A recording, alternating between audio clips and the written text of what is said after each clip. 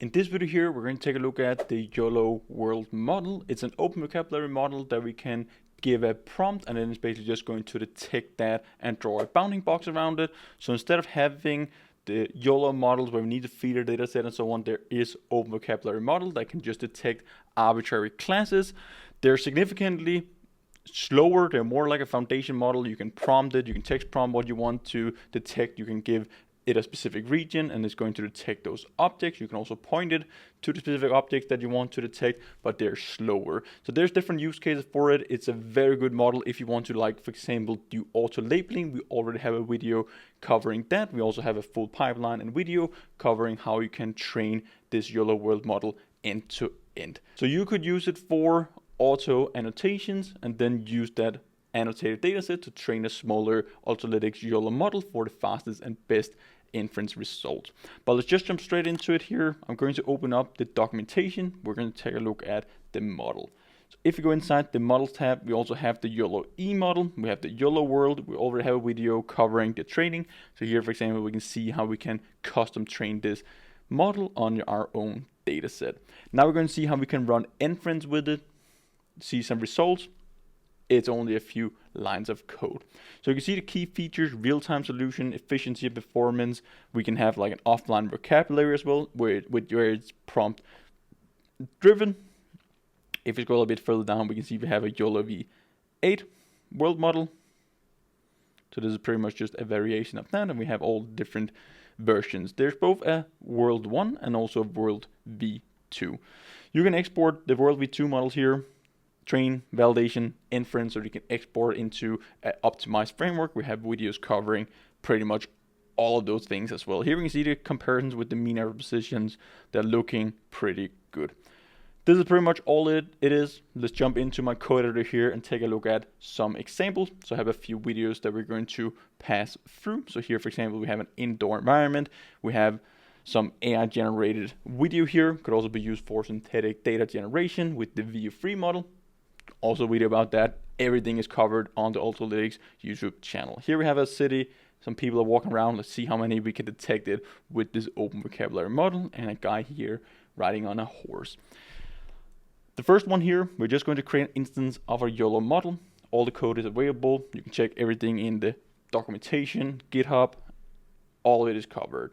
So from Ultralytics, we import the YOLO-World model. We create an instance of it. So here we have the YOLO v8 medium, the world model. We can also specify version 2. So if we go back into the documentation, you can see you can just specify v2, and we will have the world 2 model. So let's try to do that just for one of them. We can do the comparisons, try out the different ones. Now we create an instance of our model, exact same way as all the other YOLO models. We call the predict on our video, and we want to just show the results. You can also save the results here. So if you hit save, equal to true, you can specify the confidence score, everything here as the other arguments that we have. So let's now just open up a terminal.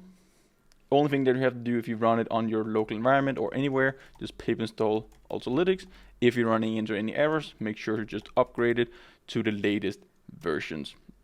So we can just try to see if there's a new update. There's a new update. Just make sure you're always on the newest, especially if you run into problems. Let's clear it. Let's hit Python YOLO model. It's actually like inside our YOLO-World. Let's see what we have inside our directory. So cd, we have our YOLO-World. There we go. cd, not cv. We can ls, there we go, and now we have our Python script. So Python YOLO-World usage.py, it will open up the video and just do the inference. First of all, it will download the model. We can see it's pretty much instant, 54 megabytes. This is just running on my CPU, a bit slower than the Ultralytics models, but still very good performance because it's based on the YOLO v8 architecture. So you see we got a bow here, bowl. So that's actually correct. I thought it was a bow. We have dining table. We have potted plants here and there. We have some more bowls. We have a chair. Pretty good, even though they're half occluded. Potted plant in the background. We might start to get this potted plant as well. So this is pretty awesome results that we're getting. And this is just out of the box trying to detect everything possible. So another example we can run. I'm just going to comment this out and let's try to run with just the version 1 model, and you can see that's also doing a pretty good job. So for example, this one here, comment it in, command slash YOLO-World set classes. So now we can do a prompt based class for a model, so it's only going to detect a horse walking and a black hat. We throw in a new video and we just set it show equal to true. We can rerun the script here again, and it should now only detect a horse walking. Text-based prompt. It should load in. We need to save our script. It should load in a different video, or we're not gonna get any detections.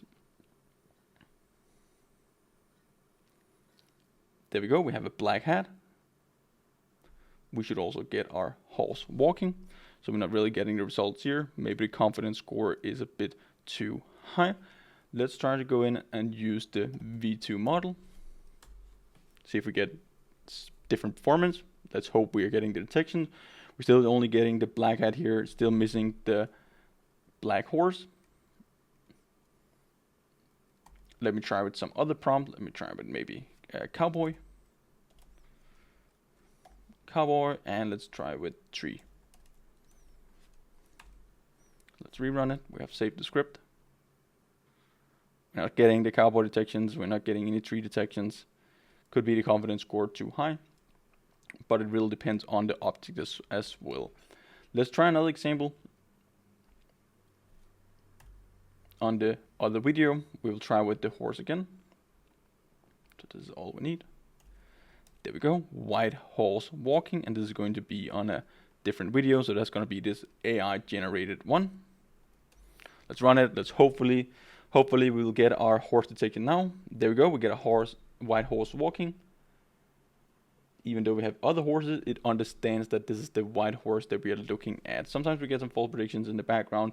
These models are not perfect, but they're very good at generating, like, if you have very easy classes, for example, indoor environment and so on, if you have very close-up classes, maybe you have a background with an object laying on top, it's going to be way easier, but it's good for doing auto annotations, and then you can take that, fine-tune a custom YOLO-11 model, and you will get superior results. So you can save you a ton of time on doing labeling.